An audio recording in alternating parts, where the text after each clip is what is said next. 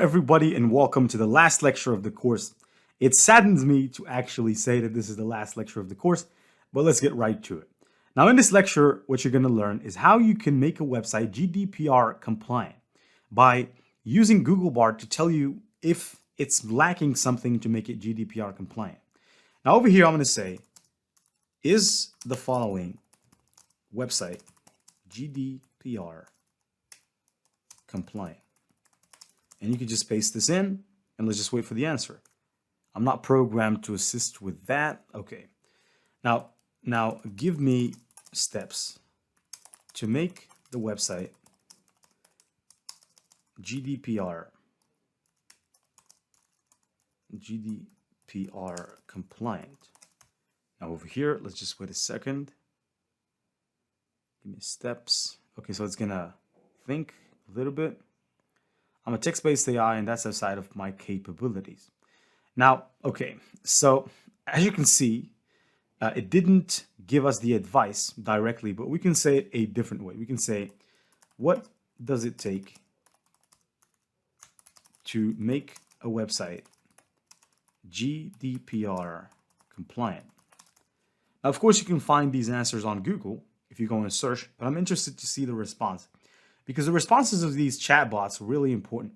Now, the first one is get consent. Okay, that's pretty good.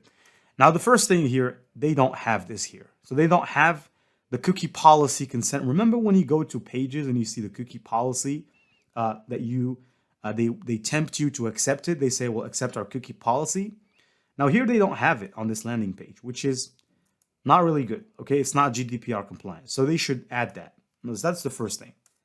The second thing is transparency. They also don't provide that here. So in this page, they don't provide whether or not they're collecting information about people, whether they are they collect information using cookies. They're not using that. Now here, this includes providing users with privacy policy. Now the privacy policy they do have, because if I go down the page, they really do have it, right? A return policy. Privacy policy, there it is, privacy. But for the other ones, they don't. Now, if I go back right here, let me just scroll down a little bit. Give users control. Users must have the right to access, correct, delete. Right, this one is not really necessary here. Secure data, you must take all reasonable steps to secure personal data. Now, this is okay because here in their link contains an SSL, so it's perfectly protected and people's data is protected. So that's good. Report data breaches. If there is a data breach, you must report it to the Data Protection Authority within 72 hours. But you can say over here that there's not really much left for this page to become GDPR compliant. And I particularly must insist that the only thing here that is lacking is the cookie consent policy. If they add that, this page is going to be fully GDPR compliant. And I'm pretty sure that this is something that you can do as a freelancer as well on Fiverr. Now we can search for GDPR.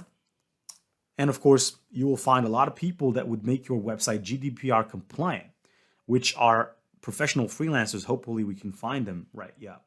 So here there's 332 services. And this guy right here is Fiverr's choice. I'll make your business GDPR compliant. And he's doing it for $600. So it's really a lot of money, to make a website GDPR compliant. Now, of course, I think he's charging way more than what he should be charging. But I think that's really a far-fetched. But here, just to give you a clue, this guy will write terms and conditions and GDPR privacy policy for you for $85. Now, Google Bard and ChatGPT both, they can write this kind of stuff. Now you can just give them the website and what your website's activity is, and they can write a terms and conditions page for you as well as a GDPR privacy policy for you, right? Now, of course, you can be held responsible, especially if these terms and conditions and GDPR privacy policy that you've written is not done professionally. Now, companies might sue you. But I think that you just have to learn about this stuff. Learn how not to get sued. Learn how to make sure that when you design these particular pages for people, that you do it in a way that doesn't allow them in the future to persecute or to pursue you for any legal obligations. Now, this was the end of our course.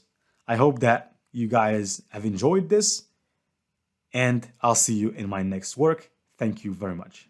Take care.